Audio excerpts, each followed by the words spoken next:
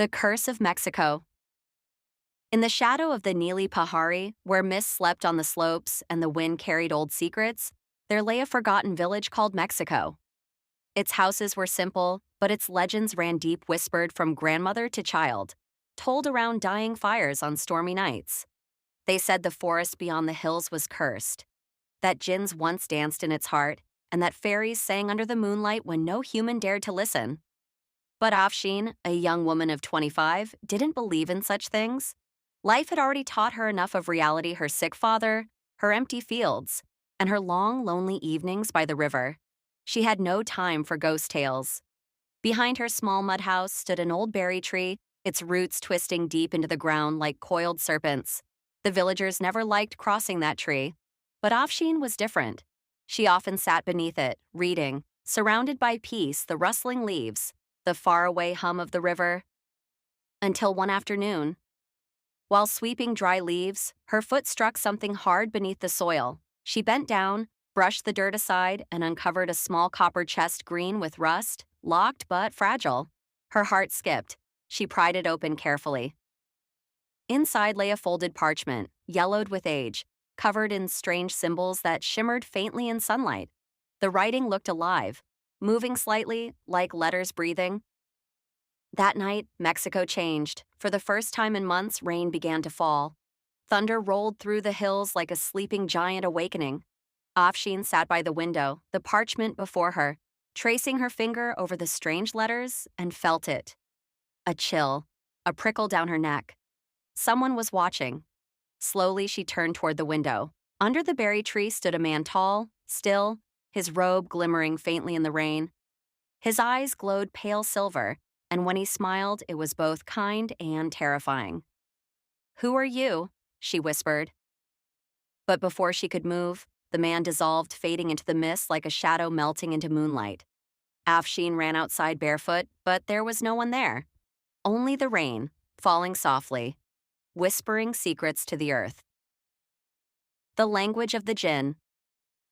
The next morning, Afsheen carried the parchment to Hakim Baba, the oldest man in the village, healer, philosopher, and keeper of Mexico's legends. He squinted at the parchment. The color drained from his face. "This is no human script," he murmured. "It is the language of the jinns." "What does it say?" Afsheen asked. He hesitated. "It speaks of a man buried beneath the berry tree, a prince slain 100 years ago, killed for love, and every time the sky weeps, his soul awakens." Afsheen's heart thudded. "And if I found his grave?" Hakim Baba's voice trembled. "Then may Allah protect you, child, for some stories demand silence, not answers." But Afsheen had known silence all her life. Now she wanted truth. That night, when the rain returned, so did he. Afsheen was sitting by the hearth when she heard 3 soft knocks on the door. Her breath caught. She opened it slowly. There he was, the same man. The rain slid around him without touching his skin. His eyes glowed softly. "You read my letter?" he said quietly. Afsheen couldn't speak. "Don't be afraid," he whispered. "I just want to tell you my story."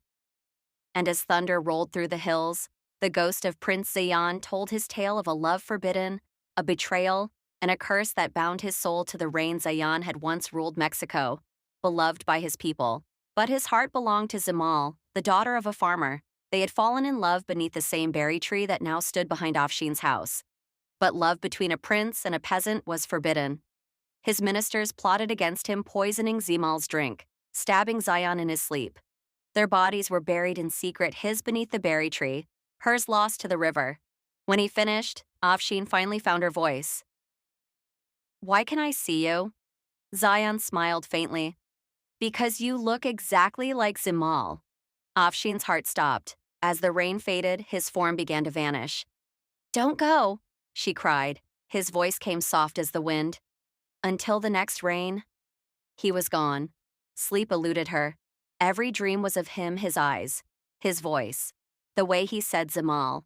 At dawn, she went to Hakim Baba. "Where are Mexico's old rulers buried?" He hesitated. "Outside the village. A graveyard no one dares visit. They say lights float there at night, and voices sing from the graves." That evening, beneath a cold moon, Afsheen wrapped her shawl tightly and walked alone to the forbidden graveyard. Among broken tombs, she found one untouched clean, covered in white flowers.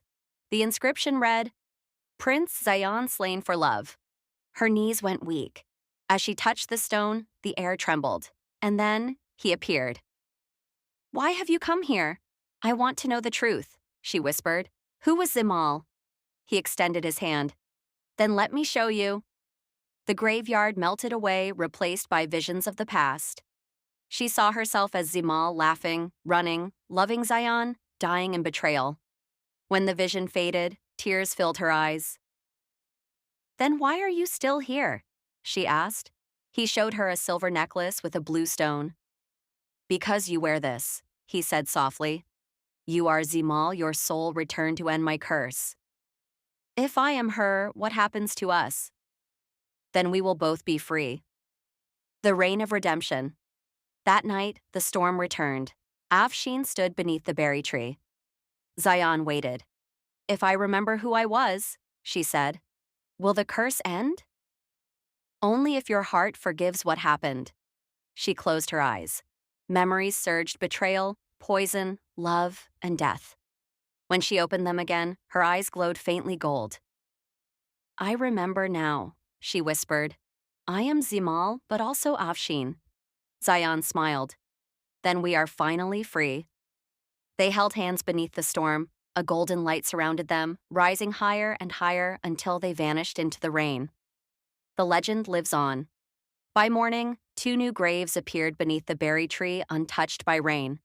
The cursed tree had bloomed, heavy with fruit for the first time in decades. And on rainy nights, villagers swore they heard 2 voices whisper, Zimal, my soul is now at peace.